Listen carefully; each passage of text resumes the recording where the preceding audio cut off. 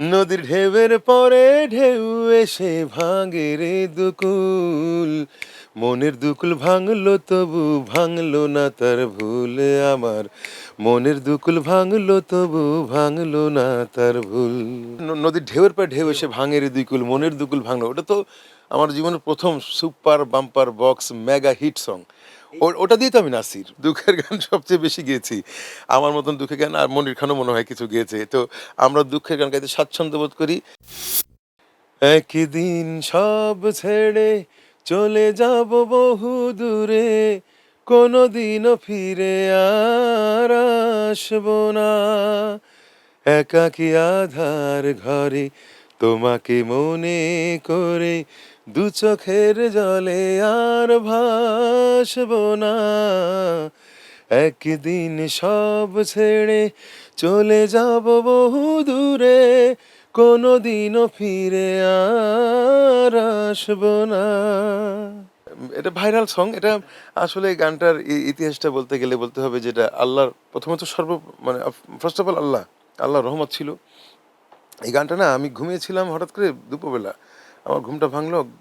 ভিতরে টিউন একটা কাজ করছিল যে, তুমি থাকো ওই পারে আর আমি থাকি এই পারে। মাঝখানে একটা নদী।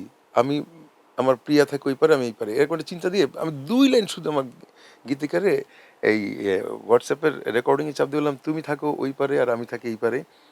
মাঝখানে কি দিয়ে কি করা যায় বলো তো? একটা সুন্দর একটা রোমান্টিক গান দাঁড় করো তো। তো বলে, ভাইয়া সময় দেন আমাকে। আবার আমি এসএমএস দিলাম। দিয়ে সুরটা দিলাম। তুমি থাকো ওই পারে আর আমি থাকি এপারে। তখন ও লিখে যখন পাঠালো তখন বললাম, ২ এর মাঝে ভরা নদী মিলন হবে কি করে? এইভাবেই সময়টা কেটে গেল। তারপরও মিনিমাম গানটা দাঁড় করাতে আমার মিনিমাম ১৫ দিন লাগছে আরকি। ১৫ দিন হওয়ার পর তারপর ডিসাইড করলাম যে হ্যাঁ, এবার এখন রেকর্ডিং এ যাওয়া যায়। তারপরে রেকর্ডিং এ ঢুকলাম, ভিডিও করলাম, ছাড়লাম, সুপার বাম্পার বক্স হিট। এগুলি আল্লাহ তাআলার দান। অনেকদিন পরে একটা নাড়া পেলাম। আমার অনেকদিন আমি গ্যাপ ছিলাম, কোনো গান হিট হচ্ছিল না। আমিও একটু খুব আশায় ছিলাম যে আল্লাহ একটা গান যেন হয়। তো হয়ে গেছে ইনশাআল্লাহ। নদীর ঢেউয়ের পর ঢেউ এসে ভাঙে রে দুই কুল, মনের দুকুল ভাঙলো, ওটা তো আমার জীবনের প্রথম super bumper box mega hit song. ওটা দিয়ে তো আমি নাসির। ও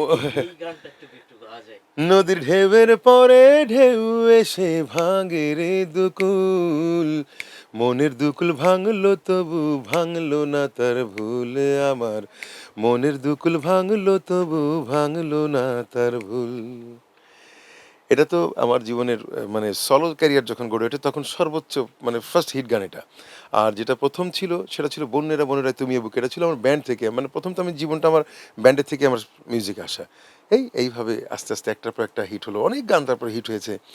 'কিশোরী' গানটা হিট হয়েছে। 'বন্ধুরে আমার আর এমনি মারিস না', 'ভালোবেসে কেন শেষে', 'ভুলে যেতে চাও', 'তুমি ভালোবাসা নাই যদি দাও', 'এই মুখে বিষ ঢেলে প্রাণ কেড়ে নাও'। এগুলি মানে ইয়াং জেনারেশনদের মুখে, মুখে এখনো। গানে, গানে আমি প্রমাণ করে দিব আসলে আমি যে আমি একদিন সব ছেড়ে চলে যে একদিন এটা তো যেতেই হবে ভাই। যার এই পৃথিবীতে ওই যাওয়া আসলে সেই যাওয়া আক্ষরিক অর্থে।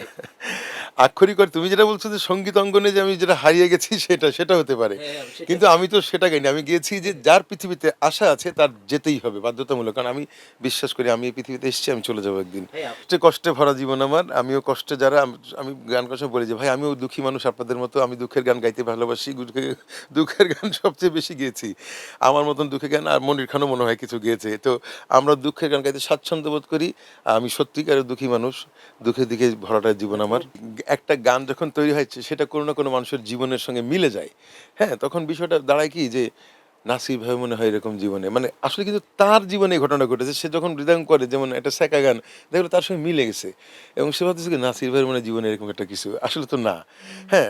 আবার সে যে ভাবতেছে দেখা গেল সত্যিই আমার জীবনে এরকম কিছু একটা ঘটেছিল। হ্যাঁ? সেক্ষেত্রে তো সে সঠিক। তার ভাবনার সাথে আমার ইয়েটা তো সঠিক, তাই না? বাস্তবতাটাও সঠিক। তো আসলে এটা তো হতেই পারে। আমি আমার সমস্ত ভক্ত শ্রোতাদেরকে আমার তরফ থেকে শুভেচ্ছা এবং সালাম জানাই। আপনারা দোয়া করবেন।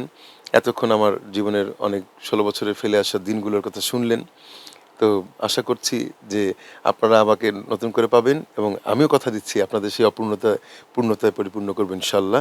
আমার জন্য দোয়া করবেন। আপনাদের ভালোবাসাটাই আমার জীবন চলার পাথেয়, জীবন চলার সঙ্গী। আপনাদের উৎসাহ, উদ্দীপনা, অনুপ্রেরণা নিয়েই বাকি দিনগুলো কাটাতে চাই, এগিয়ে যেতে চাই। ভালো থাকবেন সবার জন্য। এলো খবরের কাগজ, নিখাদ, নির্ভীক, নিরপেক্ষ।